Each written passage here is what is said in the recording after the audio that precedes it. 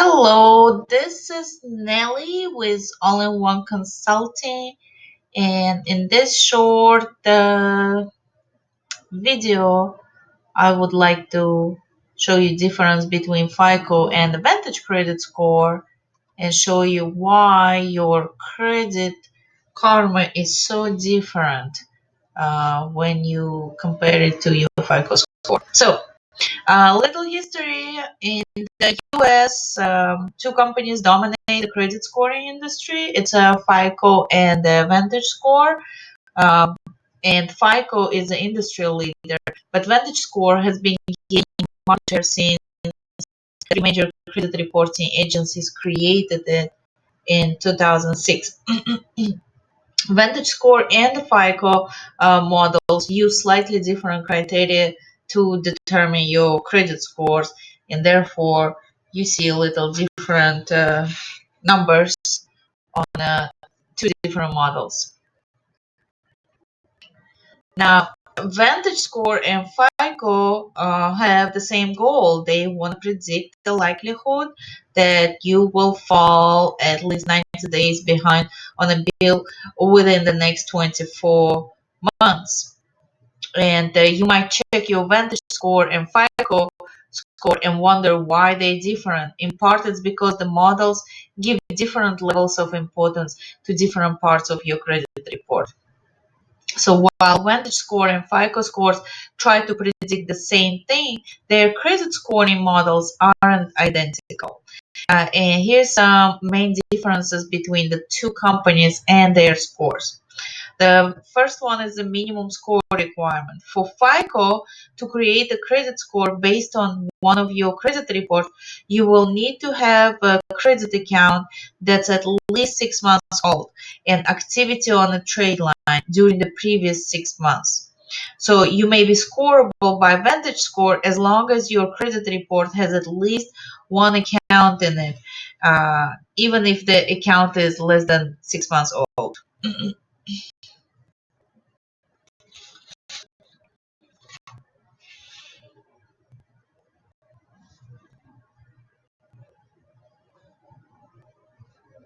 Now let's talk about multiple credit scores. Like within each category, FICO and VantageScore may take different approaches to how they use or weight specific pieces of information.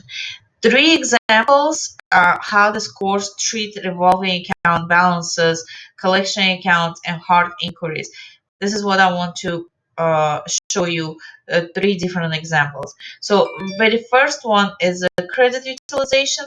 Your It is 9 o'clock p.m. utilization rate can be an important scoring factor, but most scores only consider your most recently reported revolving account balances and limits, which is essentially your total credit card balances divided by your credit limits on those accounts. This shows how much available credit you are using. So VantageScore 4.0 looks back and considers your trended utilization instead, such as whether you usually only make minimum credit card payment or you pay your bill in full. So FICO score and other VantageScore models do not count that.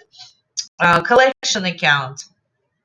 Let's talk about collection accounts. Although unpaid collection accounts can hurt both your FICO and VantageScore, collection accounts are treated differently depending on the type of the account, whether it's being repaid, and the specific scoring model. For example, FICO score 9 ignores paid collection accounts and puts less importance on unpaid medical collections. Uh, Now, comparing to FICO score 8, which does not differentiate between medical and non-medical collections and does not ignore paid collection accounts. Both versions ignore collection accounts when the original account unpaid balance was under $100. VantageScore 3.0 and 4.0 both ignore paid collection accounts and give less weight to medical collections, but there is no exception for low balance collections. And the last one is a credit inquiries. Hard inquiry gets added to your credit report when you apply for a new credit account, and it can hurt your credit scores, usually for less than a year, and the hard inquiry is going to stay on your report for 24 months. Then it's going to fall off. Now, let me go to the next slide. Let's talk about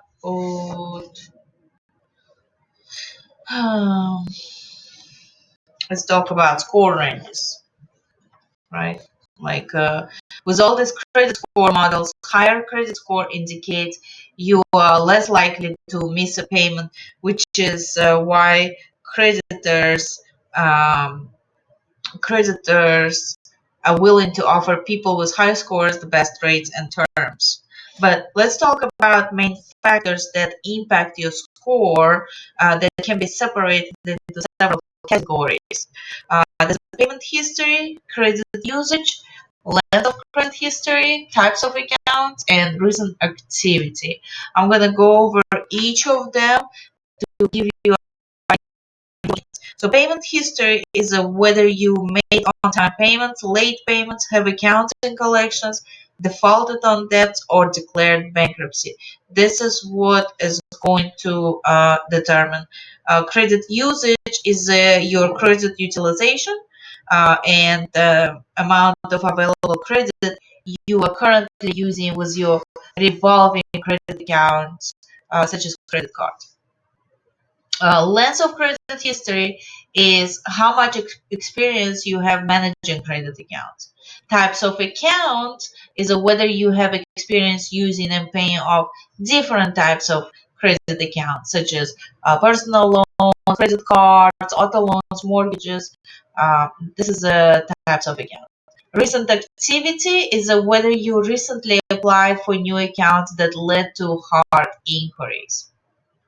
Okay, this is what, and you can see both scored, both models use different calculations, and with like 30% here, it's 35 here, it's 9, 10,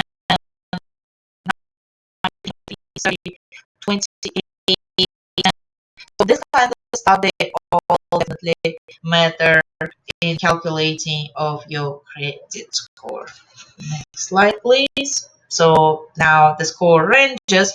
So the base FICO score range and the VANTAGE, they became same. Before it used to be different ranges.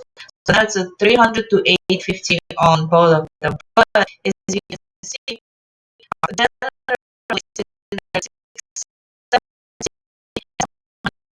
consider the good credit score FICO and a VANTAGE side. Now, there are many differences between VantageScore and FICO, and each company's various credit scoring models. But however, all the scoring models try to predict the same thing using the same underlying data. As a result, if you focus on building a good history, you can improve all your scores. And this is why, my friends, your score is so different on your credit card when you compare it with FICO. Thank you so much for your attention. If you have any questions, feel free to reach out. This is going to be our contact information. Feel free to reach out to us on social media as well under All-in-One Consulting. Thank you so much for your attention and talk to you.